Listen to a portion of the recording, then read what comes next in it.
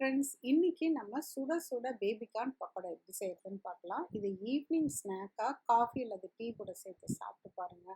ஆஹா, அட்டகாசமாக இருக்குங்க.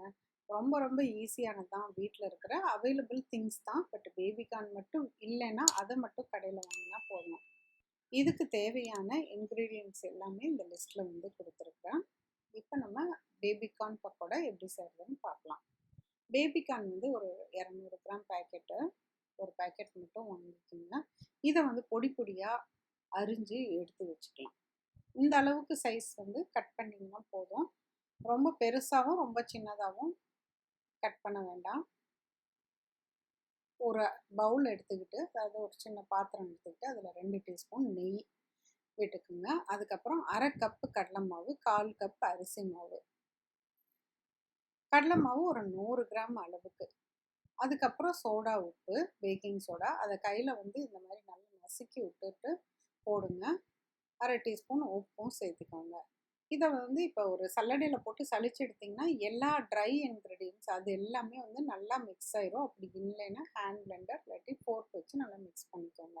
நல்லா கலந்து விட்டதுக்கப்புறம் 3 பச்சை மிளகாய் பொடியாக அரிஞ்சது, ஒரு பெரிய வெங்காயம் பொடியாக அரிஞ்சது, கருவேப்பிலை கொத்தமல்லி பொடியாக அரிஞ்சது, இதை எல்லாத்தையும் சேர்த்திட்டு நம்ம அரிஞ்சு வச்சுருக்க பேபிகார்னையும் இதோட போட்டுக்கலாம். ஃபஸ்ட்டு தண்ணி ஊற்றாமல் அந்த மாவெல்லாம் இது ஃபுல்லாக படுற மாதிரி கையிலேயே வந்து பரட்டி விட்டுக்கலாம். இந்த அளவுக்கு பரட்டி விட்டுட்டு தண்ணி கொஞ்சமாக ஊற்றி தெளிச்ச மாதிரி ஊற்றுங்க. அது ஒரு 1/4 டம்ளர் அளவுக்கு தண்ணி ஊற்றினாலே கரெக்டாக தான் இருக்கும். ஆனால் மொத்தமாக ஊற்றி பிசையாமல் தெளித்த மாதிரி ஊற்றி பிசைஞ்சு விடுங்க. பாருங்கள், நான் 2 தடவை கொஞ்சம் கொஞ்சமாக ஊற்றிட்டு பிசைஞ்சு வச்சுருக்கேன். அதுக்கப்புறமேலு கொஞ்சம் கெட்டியாக இருக்குது. இப்போ இந்த முறுக்கு மாவு பதத்துக்கு கெட்டியாக அந்த மாதிரி போடக்கூடாது. கொஞ்சம் கையில் வந்து பிசுக்குன்னு ஒட்டணும். இது வந்து கொஞ்சம் கெட்டியாக இருக்குது. அதுக்காக தண்ணி அதிகமாக ஊற்றிட்டிங்கன்னா தண்ணியாட்ட போயிடும், எண்ணெய் ரொம்ப குடிக்கும் பாருங்கள். அதனால் இப்போ நான் 1 டேபிள் ஸ்பூன் அளவுக்கு தான் ஊற்றிருக்கேன். அதுவே வந்து உங்களுக்கு சரியாக வந்து இருக்குதுன்னு பார்த்துக்கோங்க. இப்போ எண்ணெய் காஞ்சதுக்கப்புறம் சின்ன சின்ன பீசஸாக போடுங்க. அப்போ தான் வந்து ஒரு பைட் சைஸுன்னு சொல்லுவோம்ல, ஒரு வாய்க்கு போடுற அளவுக்கு சைஸுக்கு போடுங்க. அப்போ தான் உள்ளேயும் நல்லா வெந்திருக்கும், சாப்பிட்றதுக்கும் நல்லாயிருக்கும். பாருங்கள், இந்த அளவுக்கு போட்டுட்டு கொஞ்சம் நல்லா நுரை வருதுல்ல, நுரை வந்து அடங்குறப்ப கொஞ்சம் திருப்பி விடுங்க.